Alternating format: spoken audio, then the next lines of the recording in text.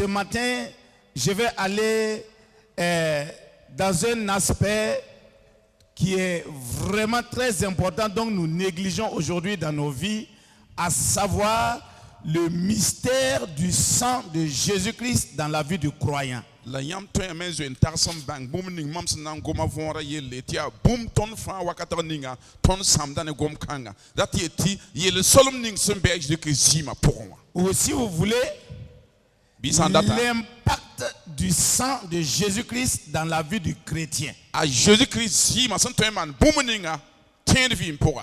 Gloire à Dieu. Vous savez, Dieu nous a donné à nous la nouvelle naissance et des armes spirituelles.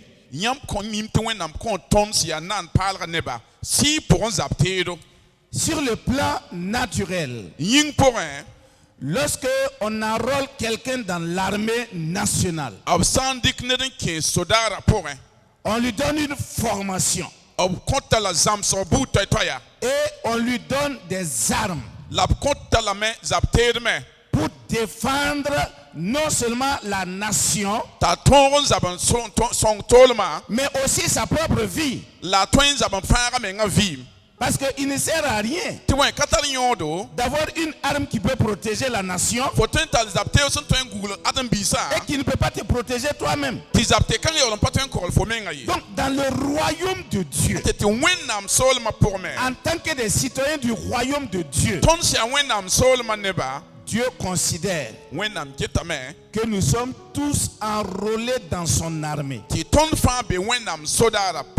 Dis à ton voisin, je suis l'armée du Dieu vivant. Et formé et équipé pour étendre le royaume de Dieu partout où je suis. Tu peux dire Amen.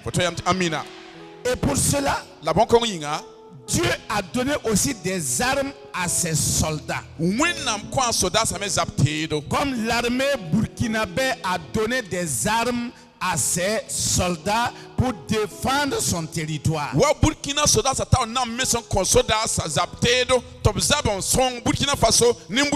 Gloire à Dieu.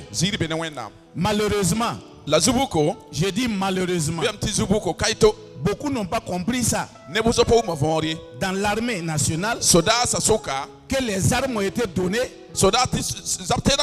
pour protéger l'intégralité territoriale du Burkina Faso.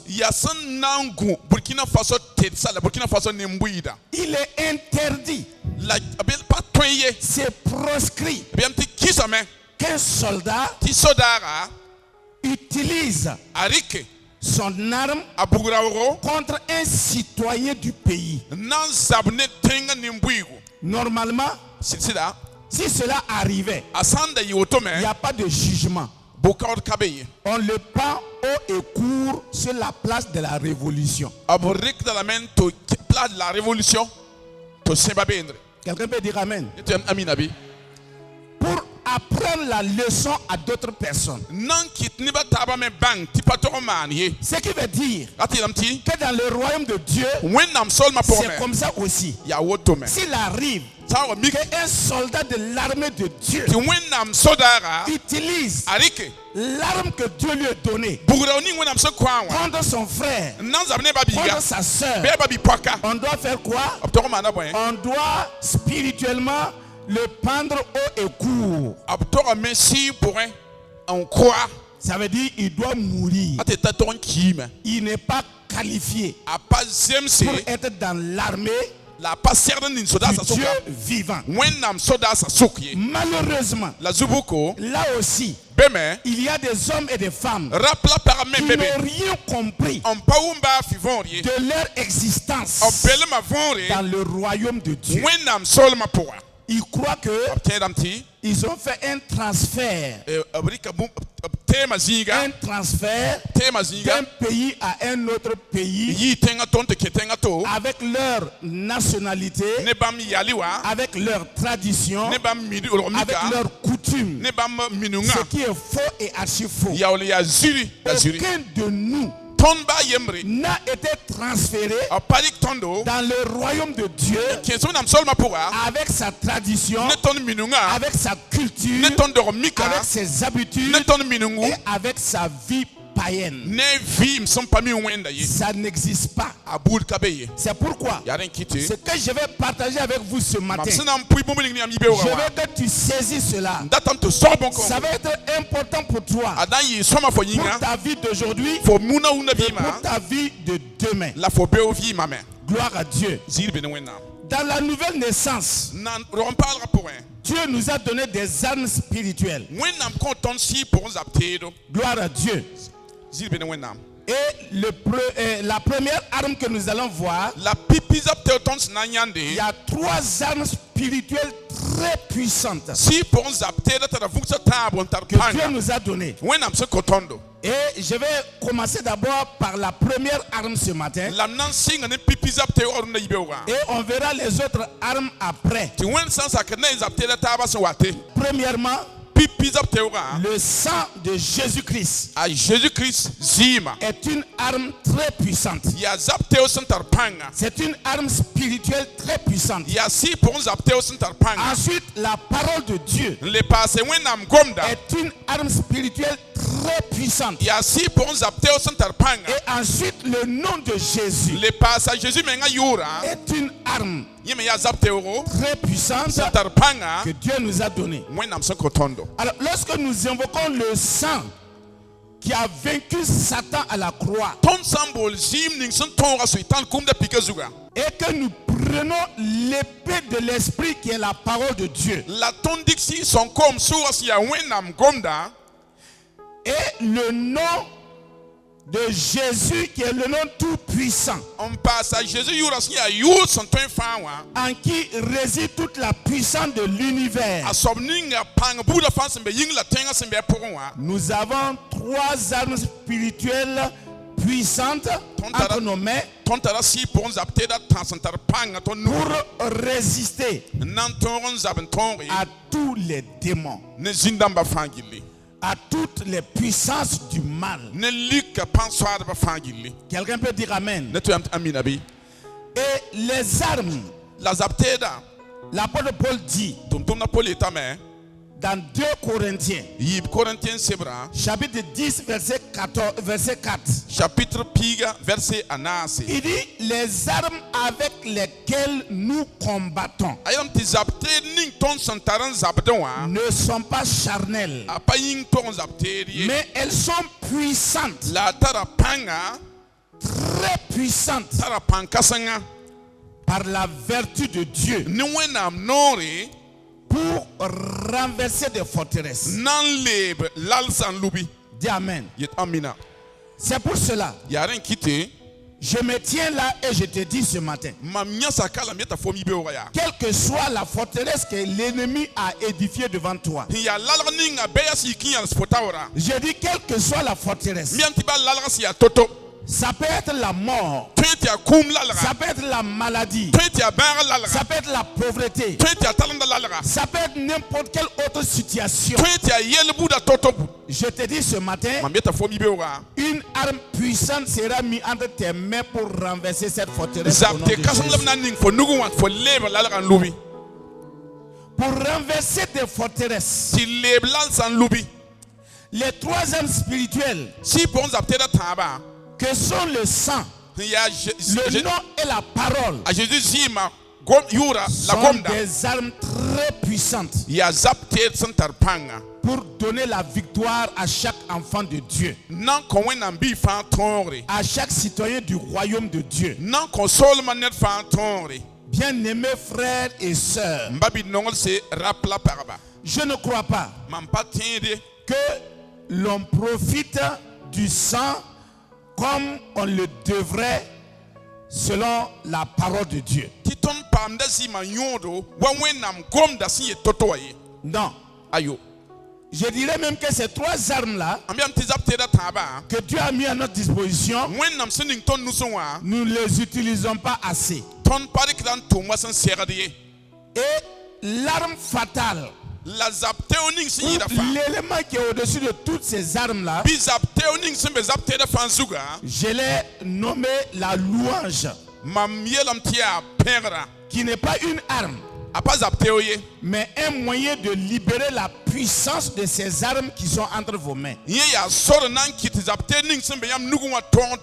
La louange est le moyen que Dieu nous donne pour libérer la puissance du sang de Jésus dans notre vie, pour libérer la puissance de la parole dans notre vie, et pour libérer la puissance du nom de Jésus dans notre vie contre les démons et les mauvais esprits. La Bible dit: je m'écris, loué soit l'Éternel, et je suis délivré de mes ennemis. C'est David qui l'a dit. Si je m'abuse, dans 2 Samuel chapitre 22, le verset 4, la Bible dit: je m'écris, loué soit l'Éternel, et je suis délivré de mes ennemis. Gloire à Dieu. La Bible n'a pas dit: je ferme ma bouche devant mes ennemis et je suis délivré. Non. Devant la maladie, tu dois ouvrir ta bouche. Devant la pauvreté, tu dois ouvrir ta bouche. Devant le chômage, tu dois ouvrir ta bouche. Devant les événements indésirables dans ta vie, tu dois ouvrir ta bouche. Tant que tu fermes ta bouche, tu as fermé la puissance dans ta vie. Mais dès que tu ouvres ta bouche, tu libères la puissance de Dieu dans ta vie. Face à la maladie, lorsque tu commences à confesser la parole qui dit ce que Dieu a déjà fait dans ta vie par rapport à la maladie, alors tu as la victoire sur la maladie. Malheureusement, beaucoup d'entre nous, face à la maladie, nous commençons à pleurer. Face devant la douleur, nous commençons à pleurer. Et nous commençons à faire des prières qui ne sont pas scripturaires. Seigneur, viens à mon secours. Seigneur, aide-moi. Je vous ai dit ici, je vous répète.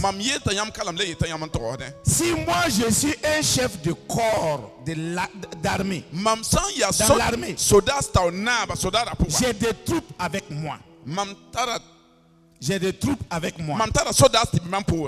Je les ai armés. Je les ai donné l'équipement complet pour se défendre devant l'ennemi. Et un des éléments est en face d'un adversaire, d'un ennemi. Et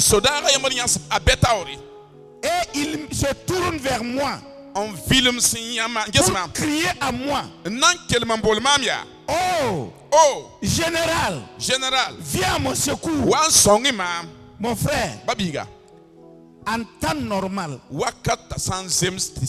je prends son fusil, je le descends avant de descendre l'ennemi. C'est un déshonneur pour moi. Oui ou non? Il a été formé pour quoi? Il a été équipé pour quoi? C'est pour faire face à l'ennemi. Mais pourquoi en face de l'ennemi, il se tourne pour me demander de venir en aide? C'est une honte. Ça veut dire que tout ce que j'ai investi en lui là, c'est zéro. Et c'est une honte même pour la nation. Arrêtons de honnir le royaume de Dieu. Dieu vous a donné des armes. Le sang de Jésus, la parole de Dieu, le nom de Jésus, face à Satan, face au démon, face à la maladie, face à la mort. Vous devez déclarer la parole. Regardez David. Il n'était même pas de la nouvelle génération. Il n'était pas de la nouvelle alliance. Mais lorsque la maladie était prête à le tuer, couché sur son lit de mort,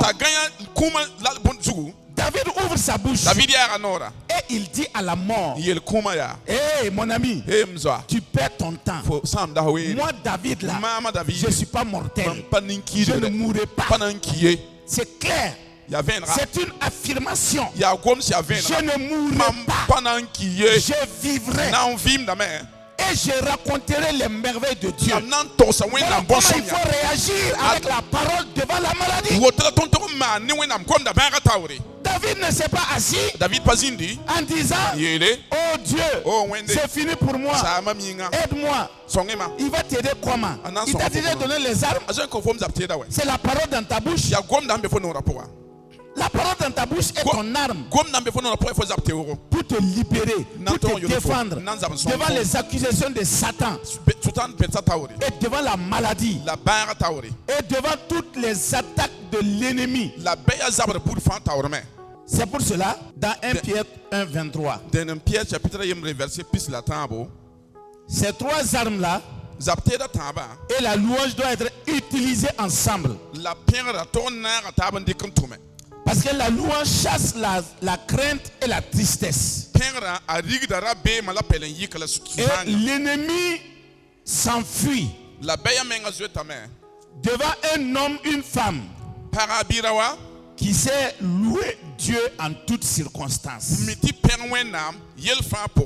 J'ai dit louer Dieu en toutes circonstances. C'est pas seulement le dimanche matin. C'est pas seulement pendant les réunions. Non. En toutes circonstances. En toute situation. Dans toutes les circonstances. Que ce soit les bonnes ou les mauvaises. Il faut savoir louer Dieu devant chaque situation. Gloire à Dieu. Dans le psaume 18 d'abord, verset 3, il est dit: L'Éternel mon rocher. C'est David qui parle. L'Éternel mon rocher. L'Éternel ma forteresse. L'Éternel mon libérateur.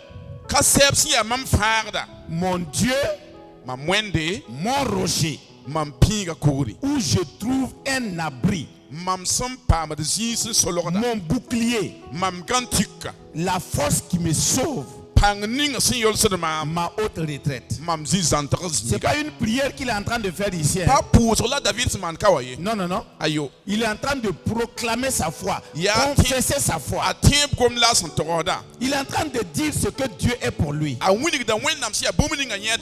se donne de l'assurance devant la situation. Il se donne l'assurance devant l'épreuve. Il se donne l'assurance devant les ennemis qui l'entouraient.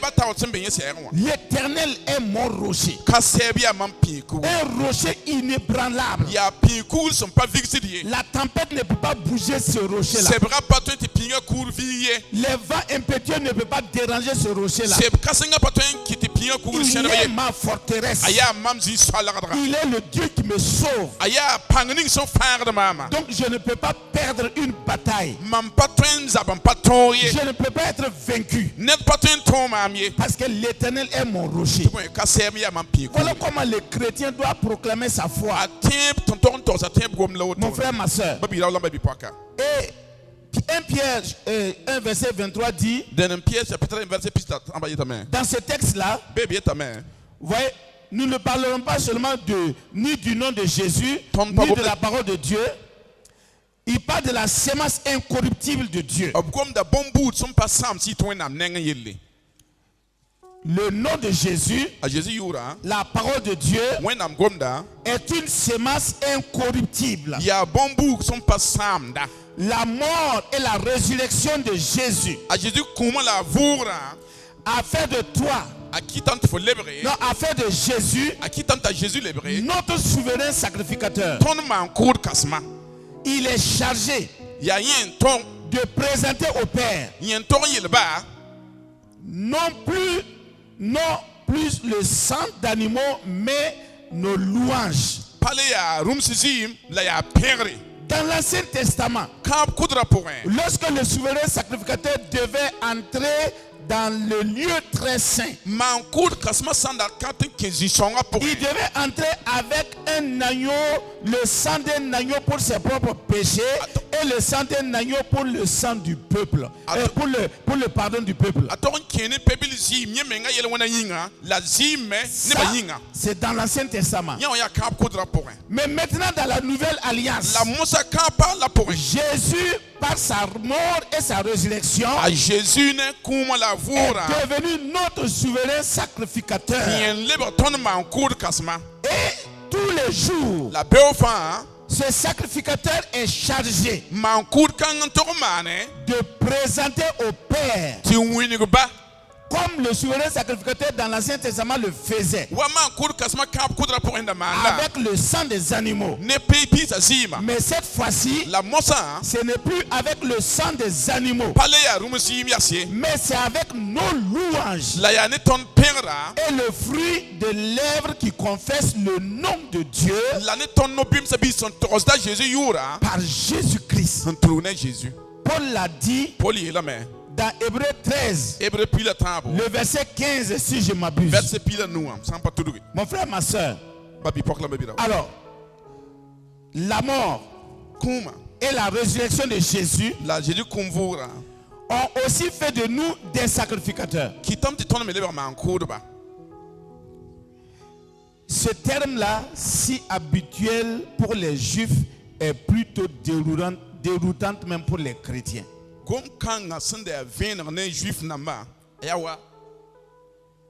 Déroutant pour les chrétiens.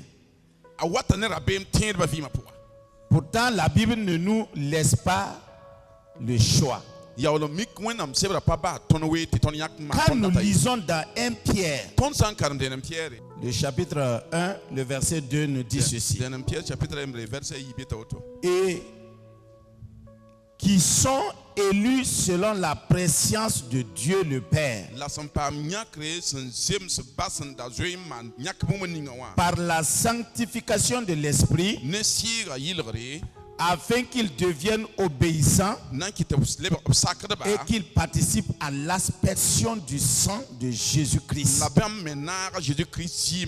Que la grâce et la paix vous soient multipliées. L'aspersion du sang de Jésus-Christ. Et toujours dans 1 Pierre, le chapitre 2, verset 5. Il est dit, et vous-même, comme des pierres vivantes, édifiez-vous pour former une maison spirituelle, un saint sacerdoce, afin d'offrir des victimes spirituelles agréables à Dieu par Jésus-Christ. Voyez, nous sommes par la mort et la résurrection du Seigneur Jésus. Il a fait de toi et de moi aussi un sacrificateur. C'est pourquoi Jean, lorsqu'il a eu la révélation sur l'île de Patmos, il a dit dans Jean 1, Apocalypse 1, verset 6, à celui qui nous aime, qui nous a délivrés de nos péchés par son sang, et qui a fait de nous un royaume, des sacrificateurs pour Dieu son Père. Il a fait de nous un royaume, des sacrificateurs pour Dieu son Père. Gloire à Dieu. Le premier passage du verset dit ceci. Il nous aime. Première révélation. Dieu t'aime. Et c'est Dieu qui t'a aimé. Ne t'a pas laissé dans la misère. Il ne t'a pas laissé dans l'esclavage. Il ne t'a pas laissé dans le péché. Il ne t'a pas laissé sous la domination de Satan, ton ennemi. La Bible dit qu'il t'a délivré de tes péchés. Pas par tes jeûnes, pas par tes prières, pas par tes offrandes, par son sang. Son sang qu'il a versé t'a libéré de tes péchés. Écoutez, quand vous lisez la Bible, faites attention. Ici, non seulement par ta conversion, la nature adamique qui est le péché a été déracinée. Maintenant, par le sang de Jésus, ici, il parle des péchés. Les péchés et le péché, c'est deux choses différentes. Le péché, ça, c'est ta nature. Les péchés, ça, ce sont les actes que tu poses tous les jours. Il t'a délivré de tes péchés par son sang. Et le verset 10, toujours de Apocalypse chapitre 5, nous dit, tu as fait d'eux un royaume et des sacrificateurs pour notre Dieu. Qui? Ceux qui ont cru en Jésus. Nous, les enfants de Dieu. Il a fait de toi, il a fait de moi un royaume des sacrificateurs pour notre Dieu. Et ils régneront sur la terre. Pas au ciel, hein? Ils régneront sur la terre. C'est sur la terre ici qu'il y a les démons. C'est sur la terre ici qu'il y a les mauvais esprits. C'est sur la terre ici qu'il y a les méchants. C'est sur la terre ici qu'il y a les maladies. C'est sur la terre ici qu'il y a la pauvreté. C'est sur la terre ici qu'il y a la stérilité. C'est sur la terre ici qu'il y a des problèmes. Et il dit, ils régneront. Qui? Toi et moi, nous allons régner sur la terre ici, sur tout ce qui nous entoure.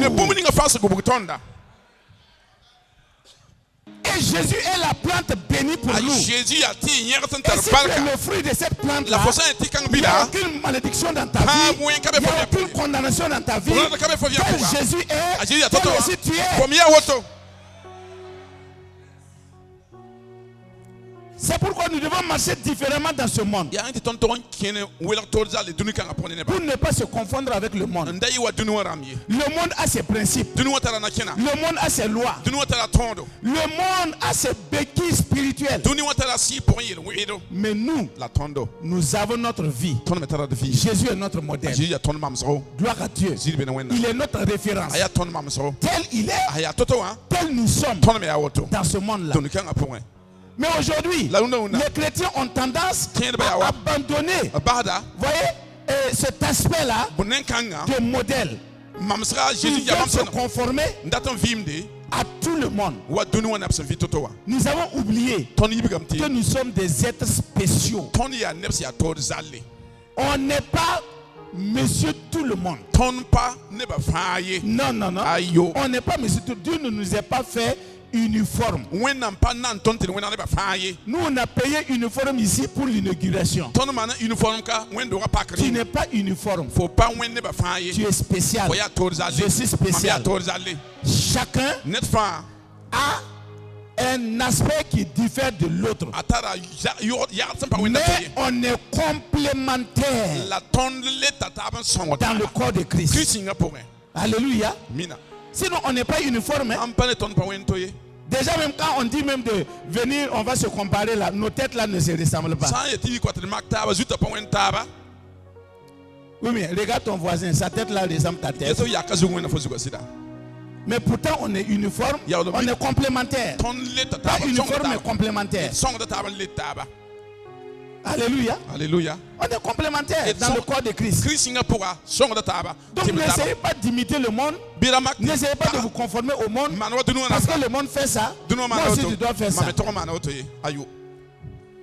Mon frère. C'est ça. Aujourd'hui, au lieu que les gens prennent leurs responsabilités, c'est ça. L'église s'est mise en arrière et il a laissé le monde dominer. Alors que c'est vous qui devez dominer et le monde devait être derrière vous. Pourquoi? Parce que les premiers missionnaires qui sont venus au Burkina Faso, ils ne nous ont pas donné la pure évangile. D'abord ils sont venus, ils nous ont dit qu'un chrétien ne doit pas faire commerce. Que parce qu'il n'y a pas un commerçant honnête. Un vrai chrétien ne peut pas être commerçant. Deuxièmement, qu'un chrétien ne doit pas être lettré. C'est pourquoi ils ne voulaient même pas envoyer nos enfants à l'école. On disait au premier chrétien là, s'il devient lettré, il va abandonner le Seigneur. Et troisièmement, on disait qu'un chrétien, voyez, ne doit pas être riche. Que s'il est riche, il va abandonner le Seigneur. Voilà l'évangile qu'on nous a apporté. C'est pourquoi au Burkina, on appelait les évangélistes la religion des pauvres et des malades. Et ils avaient raison. C'est ce qu'on a mis dans leur tête.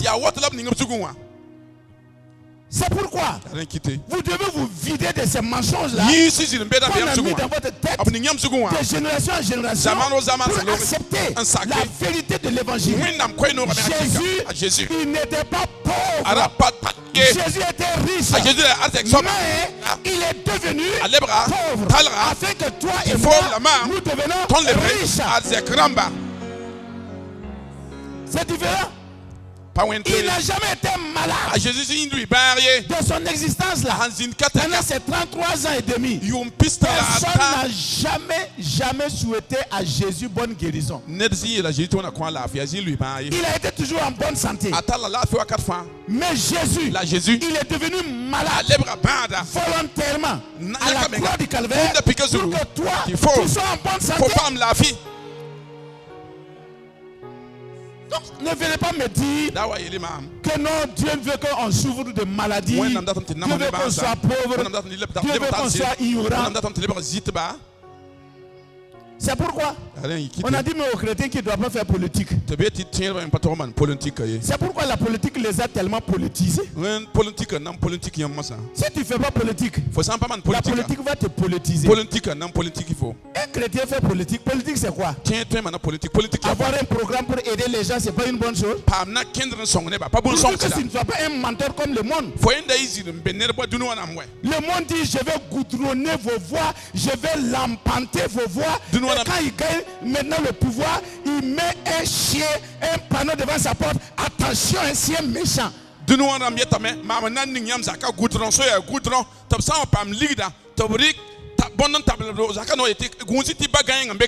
Ça c'est un chrétien. Un chrétien peut faire la politique. Il le fait selon la parole de Dieu. Mon frère, ma soeur, vous allez voir les anciens dirigeants du monde au paradis. Ça va vous étonner. Ah oui? Ils ont fait la politique pour développer leur pays. Prenez les États-Unis. Tu ne peux pas être président là-bas. Si tu n'es pas né de nouveau. Même si vous n'appréciez pas leur programme, c'est pas leur programme, c'est pas leur problème. Au moins, ils savent qu'il y a un Dieu. Et ils sont honnêtes. Ils veulent travailler pour développer leur pays et donner une bonne condition de vie à leur population. C'est mauvais ça. On vous flatte que vous ne devez pas faire politique. Maintenant, les voleurs, les assassins, les criminels, les prostituées, les homosexuels, eux, ils prennent les postes, ils viennent maintenant vous dicter leurs lois dans les services. Et vous êtes assis, vous ne pouvez rien faire. Il faut que ça arrête là. Levez-vous et entrez dans votre destinée. Prenez les positions que Dieu vous a données. Dominez sur la terre. C'est pour cela que Dieu nous a appelés. Là où il y a des obstacles, vous appliquez le sang de Jésus pour broyer. Ceux qui sont ici avec moi, vous savez ce que je fais? Je pose des actes prophétiques toujours par révélation. Avant que souvent les gens ne commencent à poser certains actes sataniques sur le sol burkinabé, je les défends et je pose des actes prophétiques pour le bien-être du pays. Mais vous ne faites pas attention. Vous voyez qu'on fait ça comme ça par hasard? Non. C'est par révélation. Le sang de Jésus nous a rachetés. Vous avez été rachetés à un grand prix. Dis Amen. Je suis racheté à un grand prix. La Bible dit rendez grâce au Père qui vous a délivré de la puissance des ténèbres. Colossiens 1 verset 12 à 13. Par son sang, Jésus nous a acquis le salut.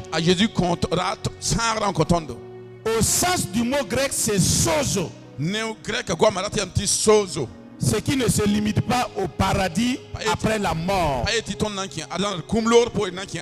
Non, la bénédiction sur la terre, la guérison de nos corps, la délivrance de tous nos maux. Il nous a rachetés de toutes les blessures, de tous les maux, de toutes les souffrances, de toutes les douleurs, de l'égoïsme, de la maladie, du péché, du mal et de la cupidité et la culpabilité qui avaient existé et qui existeront encore sur la terre.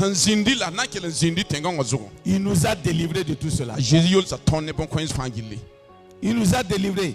Et le sang de Jésus nous a purifiés. Dans Jean chapitre 19 verset 34, vous voyez, la Bible dit que quand les soldats, il y a un soldat qui a percé le côté de Jésus quand il est sur la croix avec une lance. Il a sorti du sang et de l'eau. Ainsi, nous sommes délivrés non seulement de nos péchés, l'eau témoin de la purification du péché, tandis que le sang témoin du pardon. Les deux sont sortis du côté de Jésus. C'est lui Jésus qui est venu avec le sang et avec l'eau, avec de l'eau et du sang. Non avec de l'eau seulement, mais avec l'eau et avec le sang. Pourquoi? C'est significatif. Le pardon, la purification et le pardon.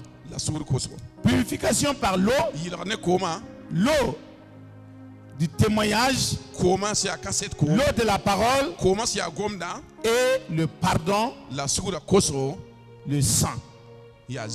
Donc le sang de Jésus nous délivre aussi du passé. Notre passé est effacé par le sang de Jésus. C'est pourquoi l'apôtre Paul a dit que celui qui est en Christ, il est une nouvelle création. Les choses anciennes là ont été effacées par le sang de Jésus. Toutes choses sont devenues nouvelles. Dis Amen. Toutes choses sont devenues nouvelles. Vous savez, il y a des gens qui ne peuvent pas avoir l'assurance dans la prière parce que leur péché les poursuit. Ils ont une conscience chargée de mauvaises œuvres. Qui fait que quand ils veulent s'approcher de Dieu, Satan les rappelle leur passé. Pour leur dire à cause de cela, Dieu ne peut pas t'exaucer. Il faut ouvrir ta bouche et dire à Satan, le sang de Jésus a effacé mon passé. Je n'ai pas de passé. Je n'ai que le présent et le futur. Arrête de moi, Satan. Même Jésus a parlé. Quand il est venu pour tromper Jésus, Jésus a dit quoi? Arrière de moi, Satan. Mais est-ce que Jésus voyait Satan avec des cornes? Non. Satan s'est glissé dans un des disciples de Jésus qu'on appelle Pierre. Et il a saisi le langage, le verbe de Pierre pour tromper Jésus. Pour tromper Jésus.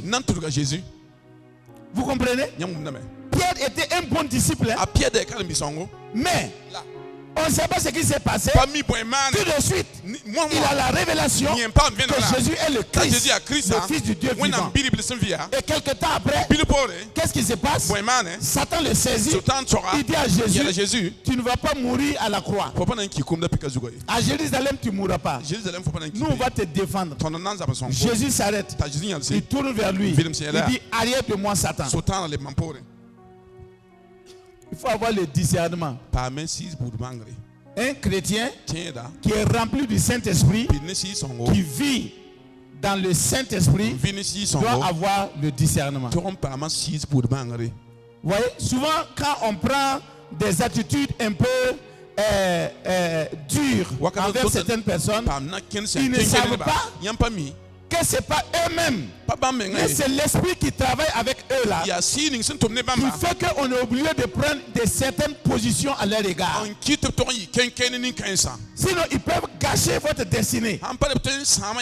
Jésus ne voulait pas qu'on gâche sa destinée. C'est pourquoi il a réprimandé le démon qui parlait à travers Pierre. Mais si nous aujourd'hui, on va dire non, si tout de suite là il a parlé et il a eu une bonne révélation, ça aussi ça doit être vrai. C'est pas vrai. Il faut avoir le discernement en toutes choses. Le discernement va vous guider. Guider vos pas, vous conduire dans le chemin que Dieu a tracé pour vous. Sinon, sans discernement, des gens qui se disent chrétiens, qui se disent même frères, sœurs, Satan peut passer par leur bouche pour vous tromper. Et vous allez suivre une voie qui va vous amener à la perdition totale. C'est pourquoi il faut avoir le discernement. Le sang de Jésus, vous voyez, nous a purifiés, nous a sanctifiés et nous a justifiés. Même l'accès au trône de Dieu, c'est par le sang. Gloire à Dieu. La Bible dit que nous avons au moyen du sang de Jésus une libre entrée dans le sanctuaire. Gloire à Dieu. Au moyen du sang de Jésus. C'est le seul moyen qui te permet, mon frère, ma soeur, de faire quoi? Vous voyez, d'accéder au trône de Dieu. On ne parle pas du paradis, hein? On parle de la terre ici. Lorsque tu veux t'approcher de ce trône là pour obtenir miséricorde. Et c'est le sang de Jésus qui nous donne la victoire dans nos combats spirituels. La Bible dit dans 2 Corinthiens 2 verset 14, grâce soit rendue à Dieu qui nous fait toujours triompher en Christ. Donc ici là, en Christ signifie sur la base du sang de Jésus versé pour nous, afin que sa vie ne cesse jamais de couler en nous.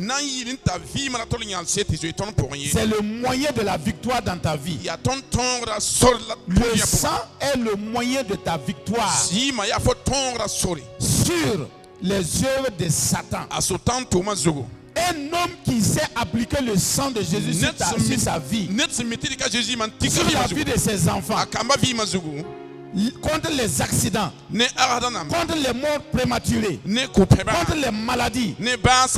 Mon frère, cet homme-là aura la victoire. Cette femme aura la victoire. Regardez au village. Ce n'est même pas le sang. Mais quand il y a des épidémies, souvent on vient leur dire de prendre la cendre là et de faire un trait autour de leur concession. Que ça les protège. Et les villageois ils croient ça. Satan a peur de la cendre. Cendre. Satan a peur de ça. Mais il croit. Et ceux qui font ça là, effectivement, ils sont épargnés de certaines maladies. Vous comprenez? Alors, si la cendre, la cendre simplement, quelqu'un prend ça, il trace autour de sa maison, il pense qu'il est protégé. Jésus vous donne l'arme réelle, l'arme puissante, qui est le sang de Jésus. De placer ça autour de votre maison, vous ne le faites pas. Ça veut dire que vous ne croyez pas à la parole de Dieu. C'est ça? Vous ne croyez pas à la parole de Dieu? Mon frère, c'est ça. Oh, mon enfant est rebelle. Applique le sang de Jésus sur lui. Tous les jours. Tu vas voir. Cet enfant va changer. Il n'y a pas un enfant qui va marcher droit comme cet enfant. Le sang de Jésus est plus que l'esprit de rébellion qui a lui. Mais vous n'appliquez pas le sang. Le sang est le moyen de votre victoire. Je parle à une sœur ce matin. Le sang de Jésus là est le moyen de ta victoire. Si tu apprends à appliquer le sang sur ta vie, ton impossibilité là va devenir possibilité. Les gens qui ne te croyaient pas là, ils vont voir le fruit de ta persévérance. Je te le dis au nom de Jésus. C'est possible avec le sang de Jésus. Il n'y a pas une situation que le sang de Jésus ne peut pas transformer. C'est que vous ne croyez pas. Mon frère, ma soeur, acceptez ce que la Bible vous dit. Dans Apocalypse 11, verset 12, qu'est-ce que la Bible dit? Ils l'ont vaincu. Qui? Les croyants qui ont cru à la puissance du sang de Jésus là, ils l'ont vaincu. L'accusateur, c'est-à-dire Satan, à cause du sang de l'agneau et à cause de la parole de leur témoignage. Voyez la victoire que le sang de Jésus vous donne. Le sang de Jésus vous donne la victoire au service, à la maison, au cours des voyages, partout où vous allez. Le sang de Jésus vous donne la victoire. Mon frère, ma soeur. Et c'est plus puissant. C'est plus puissant plus que la croix que les gens portent sur leur poitrine. Ça ne sauve pas. Ça ne peut pas aider quelqu'un. Le démon n'a pas peur de ça. Ça, c'est la tradition religieuse. Mais le sang là, si tu appliques ça, le démon va faire marche arrière devant toi. Il va reculer devant toi. Ça, c'est ce que la Bible dit. Frère, le sang de Jésus est le meilleur moyen pour toi et pour moi de marcher dans la victoire, de vaincre et de triompher dans ta vie. Ne néglige pas le sang. Ne néglige pas le sang. Même si on vient t'annoncer que demain tu vas mourir, c'est comme Ézéchias. Tourne ta face vers le mur là. Commence à invoquer le sang de Jésus-Christ. Pour revivre. La vie est dans le sang. Jésus. La vie est dans le sang. Ta vie est dans le sang. La maladie est dans mon corps. C'est ça là. Moi je bois ce sang. Je bois ce sang de Jésus pour la mort dans mon corps. Là où se trouve la mort même doit mourir. Là où se trouve la maladie doit mourir. Là où se trouvent les pieds de Satan, ça doit brûler, ça doit consumer. Vous ne faites pas ça. Vous faites des prières religieuses seulement. La victoire est dans le sang de Jésus. Ta propre victoire est dans le sang de Jésus. Le sang de Jésus est puissant. La vie de la foi dans ce sang te donne le pouvoir, la puissance face à tout ce qui est devant toi. Dieu ne veut pas que nous soyons vaincus. Dis à ton voisin, Dieu ne veut pas que tu sois un vaincu. Non, non. Dieu nous a donné une arme merveilleuse. Et Dieu veut que nous l'utilisons. Utilise le sang de Jésus. Dis à son voisin, utilise le sang de Jésus. Utilise le sang de Jésus. C'est notre arme. C'est notre bouclier. C'est notre refuge. C'est pourquoi il dit, mais regardez, quand mon peuple était en Égypte, ce n'est pas les miracles qui ont fait sortir mon peuple de l'Égypte.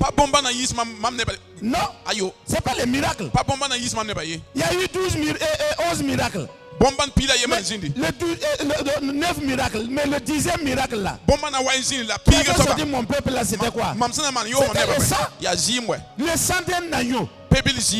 Un agneau qu'on attrape là, on égorge, on mange sa chair là. Vous allez me dire, il y a quoi dans le sang d'un agneau? Mais nous on a vu ça dans le village. Quand on n'était pas chrétien. Mon ami, on amène l'animal là, on égorge. Tu ne vois pas quelqu'un boire le sang là. Mais quand tu te lèves là, ta situation là va changer. Les démons vont agir. Oui ou non? Ça c'est dans le monde des ténèbres. Et dans le monde, Dieu dit à Moïse, ce peuple-là, Pharaon ne va pas plier les genoux devant les miracles. Ça va l'ébranler, mais ça ne va pas l'amener à fléchir les genoux. Tous les miracles qu'on peut faire, ouvrir les yeux des aveugles, faire marcher les paralytiques, ressusciter les morts, ne peut pas fléchir les genoux de Pharaon.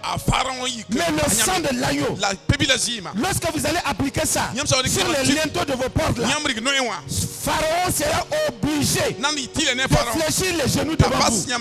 Parce que la mort va entrer. Vous voyez, le sang a un double aspect. La vie et la mort. La vie pour ceux qui obéissent. La mort pour ceux qui sont contre le sang. C'est pourquoi quand vous appliquez le sang dans votre vie, ces deux aspects-là agissent obligatoirement dans votre vie. La mort et la vie. La vie pour ceux qui sont pour le sang. La mort pour les ennemis du sang. Et tous les premiers nés en Égypte, jusqu'aux animaux, sont morts parce qu'ils n'ont pas cru au sang. Mais Israël, ils ont cru au sang. Est-ce qu'il y a eu la mort là-bas? C'est ça. Et Dieu nous dit, ça c'est l'ombre. Ce n'était pas la réalité, ça c'est l'ombre. Mais toi et moi là, nous sommes dans la réalité avec le sang de Jésus.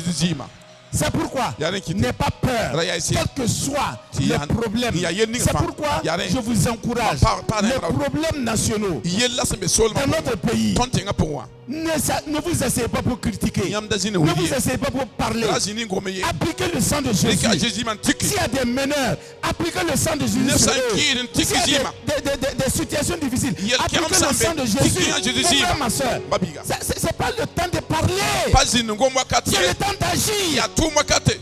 Si chacun de nous là, nous appliquons le sang de Jésus de cette manière-là, sur toutes les institutions de notre nation là, mon frère, celui qui ne va pas marcher droit là, tu vas l'enlever et il va le mettre très loin. Et le pays va continuer sur les rails. C'est nous qui avons le pouvoir. Est-ce que vous savez ça? Le pouvoir n'est pas dans les mains de l'armée burkinabé. Le pouvoir est dans les mains du peuple de Dieu. Parce que quand on se met à genoux et on commence à prier, quand on va se mettre à genoux là, et on commence à invoquer le sang de Jésus, on commence à appliquer le sang de Jésus sur tout le territoire national, on commence à appliquer le sang de Jésus sur toutes les institutions de notre nation. Nos frères, même si Satan pousse des cornes, ces cornes là vont rentrer. C'est le sang de Jésus notre arme. Vous entendez? Il n'y a rien qui soit impossible au sang. Je ne sais pas comment je vais vous dire. Même si j'enlève mon cœur posé ici pour vous montrer, je ne peux pas faire plus que ce que je vous dis. Croyez à ça. Le sang de Jésus est votre arme de puissance. Jésus si met ton zapteo. Mon frère, Babiga.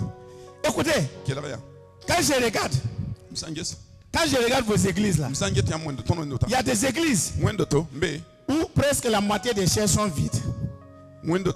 Si vous avez observé ça, vous venez, vous appliquez le sang de Jésus. Le démon qui est sur la chaise là, qui empêche les gens de venir s'asseoir là-bas là, tu sors, tu quittes. Tu vas voir que dimanche prochain, quelqu'un va venir s'asseoir sur cette chaise. Mais vous ne faites pas ça. Vous croyez que les gens là, notre bruit là peut amener les gens? Ça peut convertir les gens? Toi tu fais tous les bruits, tu chantes tous les jours à la maison. Combien de gens tu as converti? À la maison. Tu chantes bien, hein? Comme un perroquet.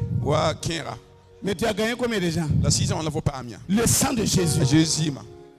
Commencez à appliquer le sang de Jésus. Quand on est en train de prier là, les pasteurs là, vous pouvez souvent vous lever et marcher comme si vous faites l'accueil en regardant tout doucement ce qui se passe dans votre église. Et puis, quand on va finir le culte là, toutes les chaises que vous avez remarquées, vous priez pour eux. Vous priez pour ces personnes là. Vous les appelez de l'Est, de l'Ouest, du Sud. Vous nous venez. Asseyez-vous là.